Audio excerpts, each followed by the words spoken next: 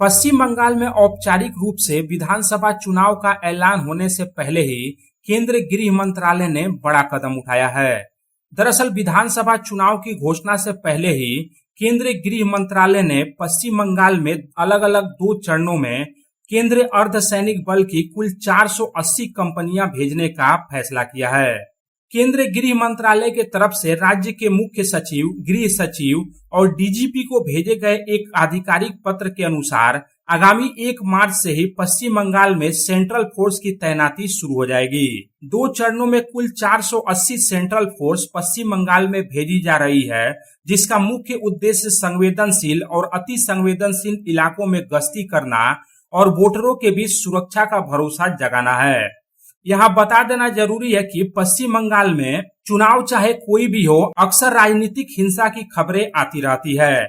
यही वजह है कि इस बार केंद्रीय गृह मंत्रालय ने विधानसभा चुनाव के तारीखों की घोषणा होने से पहले ही पश्चिम बंगाल में सेंट्रल फोर्स भेजने का निर्णय लिया है।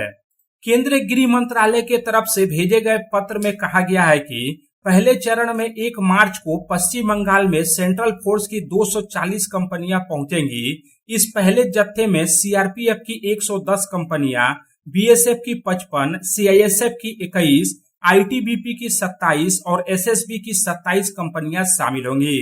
इसके ठीक दूसरे चरण में अर्थात 10 मार्च को और 240 कंपनियां पश्चिम बंगाल में प्रवेश करेंगी।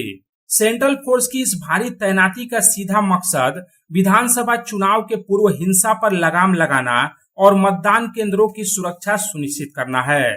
सेंट्रल फोर्स के ये जवान न केवल संवेदन एवं अति संवेदनशील बूथों पर तैनात रहेंगे, बल्कि ईवीएम की सुरक्षा और विभिन्न इलाकों में रूट मार्च के जरिए कानून व्यवस्था को सुदृढ़ करेंगे। केंद्रीय गृह मंत्रालय ने स्पष्ट किया है कि सेंट्रल फोर्स की कार्य प्रणाली को बेहद सुव्यवस्थित रखा गया है। प्रत्येक 9 सेक्शन में से 8 सेक्शन को बूथों की सुरक्षा और नियमित गश्त के लिए इस्तेमाल किया जाएगा, जबकि एक सेक्शन को क्विक रिस्पांस टीम अर्थात क्यूआरटी के तर्ज पर रिजर्व रखा जाएगा, ताकि किसी भी अप्रिय घटना या बड़े हंगामे की स्थिति में तत्काल कार्रवाई की जा सके। सीआरपीएफ के पश्चिम बंगाल सेक्टर के आईजी संजय यादव को इस पूरी प्रक्रिया का कोऑर्डिनेटर नियुक्त किया गया है। राज्य सरकार को निर्देश दिए गए हैं कि वे इन सेंट्रल फोर्स के हजारों जवानों के ठहरने, यातायात और अन्य जरूरी सुविधाओं की व्यवस्था समय रहते पूरी कर लें। गौरतलब है कि इस बात के पूरे संकेत मिल रहे हैं कि होली के बाद कभी भी चुनाव आयोग के तरफ से पश्चिम बंगाल में विधानसभा चुनाव की तारीखों का ऐलान किया जा सकता है। Bureau report, Public Times. Mohan the family store. বাতাসে শিউলি ফুলের গন্ধ মানেই মায়ের আগমনী, পুজোর কেনাকাটা মানেই Mohan. Mohan the family store, Asansol, Raniganj.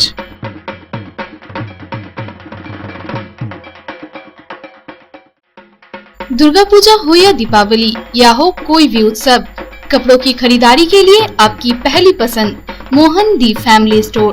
एक छत के नीचे फैमिली की संपूर्ण खरीदारी और ब्रांडेड कंपनियों के गारमेंट्स का नाम Mohan the family store, Asansol, Raniganj.